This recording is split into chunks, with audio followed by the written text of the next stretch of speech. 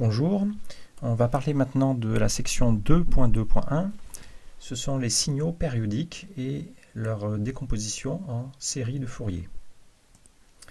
Donc les signaux périodiques sont tout simplement des fonctions qui sont périodiques dans le temps et elles sont donc très particulières à la fois d'un point de vue mathématique et physique.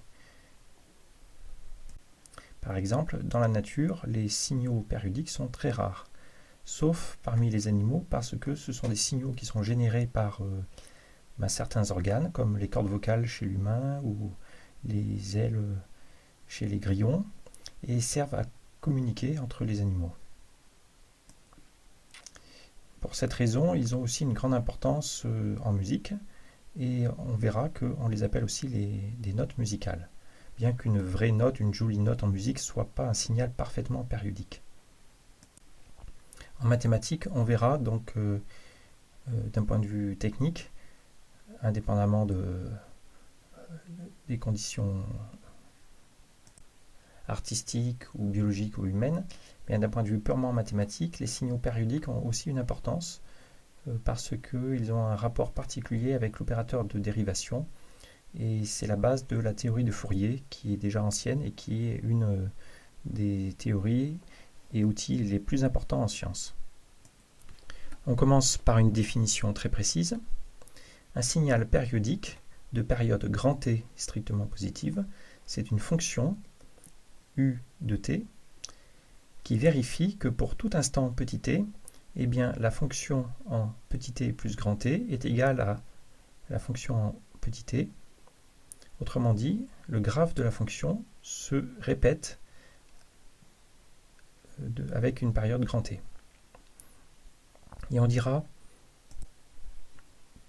que grand T est la période fondamentale si c'est la valeur minimale qui vérifie cette relation de périodicité. Par exemple, si vous avez un signal qui se répète toutes les secondes, eh bien, une seconde est une période, mais 2 secondes aussi, parce qu'il se répète 2 secondes après, et 3 secondes, et 4 secondes. Mais on dira que 1 seconde est la période fondamentale, car si c'est la valeur minimale vérifiant cette périodicité. Et l'inverse, 1 sur grand T, on appellera ça la fréquence fondamentale du signal. Donc par exemple, si un signal a une période de 0,1 seconde, ça veut dire qu'il a 10 périodes par seconde, on dira que sa fréquence est 10 Hz. Et bien, dans un contexte plutôt musical, un signal périodique s'appellera aussi une note musicale, voilà, de fréquence fondamentale F. Donc c'est histoire d'être précis, ce qu'on appellera une note musicale dans ce cours, c'est un signal périodique.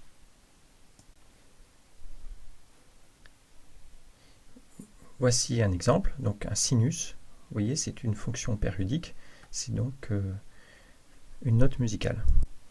Alors voici un petit exercice pratique.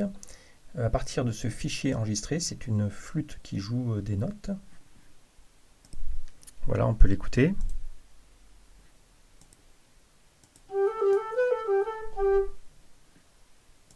Eh bien, si on a entendu des notes de musique jouées par une flûte, si on zoome ce signal, vous voyez, donc là on voit les différentes amplitudes, ce qui montre qu'il y a eu plusieurs notes.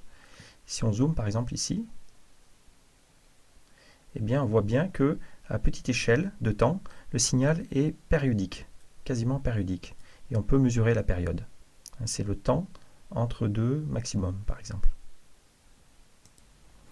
Alors voici un résultat très important qu'on appelle le théorème de Fourier, qui exprime que toute fonction périodique U de période grand T se décompose de façon unique comme une superposition de fonctions cosinus avec une fréquence, la fréquence de U fois n, où n est un entier, avec des phases phi n et des amplitudes an qui sont justement déterminées par la fonction U par la formule suivante. Donc le nombre complexe an fois exponentielle de i phi n est donné par l'intégrale de U fois cette fonction de phase, intégrée sur une période. Donc voici sur un exemple le sens de ce théorème.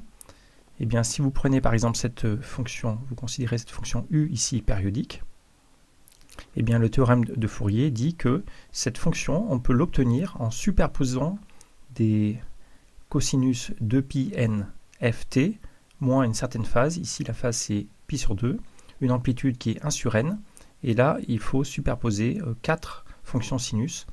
Donc pour n égale 1, n égale 1, c'est celle qui a l'amplitude 1 qui est la plus grande, et la fréquence f. Ensuite, pour n égale 2, eh bien la fréquence est double, donc la période est 2 fois plus courte, c'est le signe orange, et l'amplitude 1,5, plus, pour n égale 3, c'est le signal en vert, vous voyez, qui a une fréquence triple, et une amplitude 1 tiers, et finalement pour n égale 4, dans cet exemple, l'amplitude 1 quart en rouge, et une fréquence 4 fois plus grande. On vérifie par exemple que pour le signal rouge, pour n égale 4, il y a en effet 4 points maximaux sur une période du signal n égale 1. Et lorsqu'on superpose ces signaux, par exemple lorsqu'on superpose le signal U1 en bleu avec le signal U2 en orange, alors le signal U1 en bleu est ici représenté en orange, hein, donc il y a eu un changement de couleur. Ensuite, en faisant U1 plus U2, on obtient le signal ici qui est en vert. En faisant U1 plus U2 plus U3, donc les trois premiers, on a le signal ici rouge, vous voyez, et en faisant la somme des 4, on a le signal ici en violet qui correspond au signal de départ. Voilà, donc il y a bien une reconstruction, et dans cette reconstruction, il faut adapter les amplitudes de chaque mode de Fourier, on appelle ça les modes de Fourier, il faut adapter les amplitudes et les phases.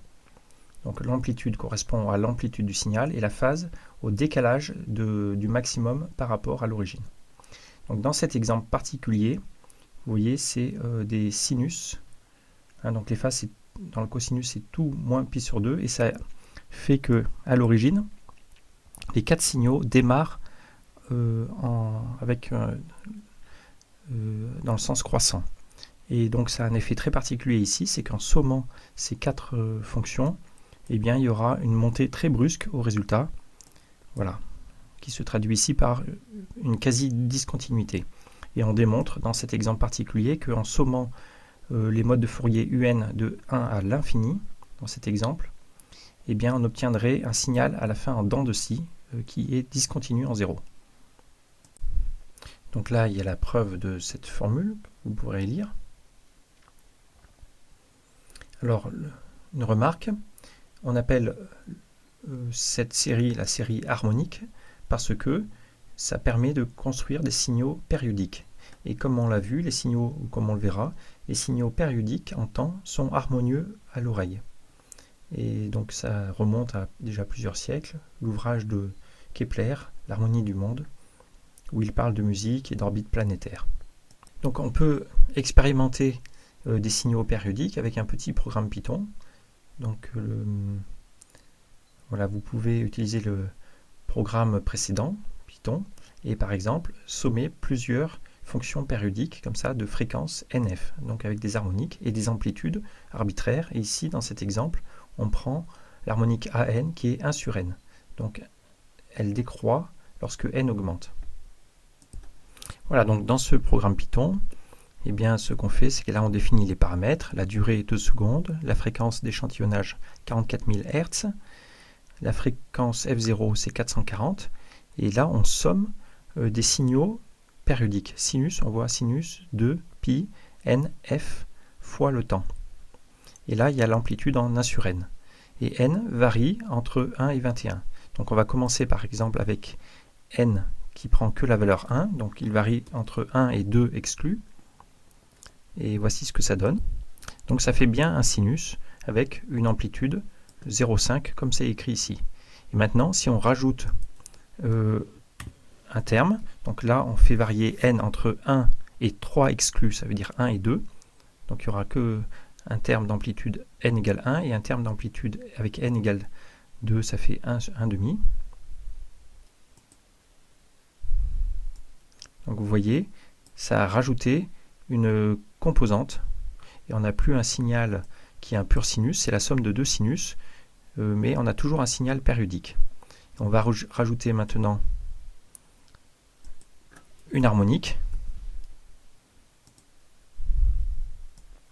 Et vous voyez, comme ça, ça enrichit le signal en quelque sorte, hein, avec des petites oscillations et dont l'amplitude décroît parce qu'elle décroît comme 1 sur n. Donc on peut aller directement, par exemple, jusqu'à 50 composantes. Et là, vous voyez que le signal, eh bien, il a tellement des oscillations en petite échelle qu'il a une forme particulière. On appelle ça le signal en dents de scie. Donc on peut l'écouter et on verra qu'à l'écoute, il a un son, un timbre différent du signal sinusoïdal. Donc voilà le signal en dents de scie et un signal sinusoïdal de même période. On va écouter d'abord le signal sinusoïdal et maintenant le signal en dents de scie. Voilà, on voit la différence de timbre et qui vient du fait que dans le signal en dents de scie, on a vu qu'il y a beaucoup d'harmoniques de fréquence élevée, n fois la fréquence fondamentale. On peut essayer de garder les amplitudes en 1 sur n, vous voyez ici, mais de rajouter une phase, phi n, et la phase, on pourrait, au lieu de choisir 0, on va choisir des valeurs aléatoires, entre 0 et 2π. Voilà, donc là on a mis 100 harmoniques, on va remettre 50 pour faire comparer à l'exemple précédent. Donc on génère le signal, vous voyez, et donc, avec des phases aléatoires, vous voyez que le signal a l'air d'un mouvement aléatoire, mais qui est toujours périodique, de même période, alors qu'avec les phases nulles, ça faisait le signal en dents de scie. Alors mathématiquement, on peut démontrer que le signal en dents de scie, c'est un signal qui est discontinu, parce que là, vous voyez, il y a un saut brusque entre cette valeur et celle-là, alors que quand les phases sont aléatoires et l'amplitude est en 1 sur n, le signal est continu. Mais par contre, il y a un mouvement erratique, et qu'on appelle le mouvement brownien. Alors, on va comparer à l'écoute ces deux signaux. Vous voyez, ces deux signaux sont très différents graphiquement. Il y en a un qui a des phases qui valent toutes 0 et l'autre des phases aléatoires et ils ont tous les deux des amplitudes en 1 sur n. Alors on va écouter maintenant la différence entre ces deux signaux grâce au logiciel Audacity. Donc voilà, on a donc deux signaux avec 20 ou 50 harmoniques chacun et des amplitudes en 1 sur n. La différence, c'est qu'ici les phases sont toutes égales à 0. Par conséquent, ça a construit un signal en dents de scie, vous voyez, qui est très symétrique en quelque sorte. Ici, on a choisi des phases au hasard, donc on a un signal qui paraît erratique. Et ici, on a rechoisi d'autres phases au hasard, donc c'est encore un autre signal aléatoire. Et chacun a la même période. Et donc, on va les écouter.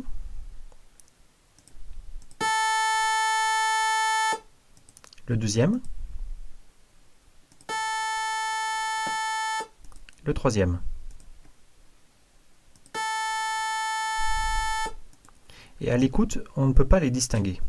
Donc la conclusion, c'est que ces signaux mathématiquement sont très différents les uns les autres, parce qu'ils diffèrent de leur phase, mais à l'écoute, on ne saisit pas la distinction. Conclusion, à l'écoute, on est insensible aux phases du signal. Dans la décomposition de Fourier. On est sensible seulement aux amplitudes, ce qu'on appellera le timbre du signal. Voilà, donc mathématiquement, on perçoit bien les amplitudes AN de façon collective sous l'effet d'un timbre. Par contre, on ne perçoit pas les phases phi n qui rentrent dans cette formule. Dans l'exercice suivant, on vous propose d'enregistrer votre propre voix et d'observer le signal à petite échelle de temps. Donc par exemple ici, une personne parle et prononce une voyelle chantée. Donc c'est un A ici, et si on zoome, on voit que le signal est périodique, vous voyez, à petite échelle, quasiment parfaitement périodique. Cela vient du fait que le son est généré par les cordes vocales, qui sont en fait des membranes de chair qui vibrent sous l'effet du souffle, on le verra. Et si on effectue la décomposition de Fourier de ce signal, eh bien ce n'est pas un signal sinusoïdal, c'est donc une superposition de cosinus avec certaines phases et certaines amplitudes. Et comme on l'a dit, notre perception est sensible seulement aux amplitudes. Une expérience que l'on fera au chapitre suivant, c'est de prendre ce signal, d'extraire les amplitudes et les phases, et de modifier les phases de façon aléatoire, et de reconstruire le signal. Ainsi, le signal reconstruit est très différent du signal initial, mais lorsqu'on écoute les deux signaux, eh bien, on ne perçoit pas de différence, et on entend la personne parler comme si le signal n'avait pas été modifié. C'est encore une démonstration qu'on n'est pas sensible aux phases dans la décomposition de Fourier.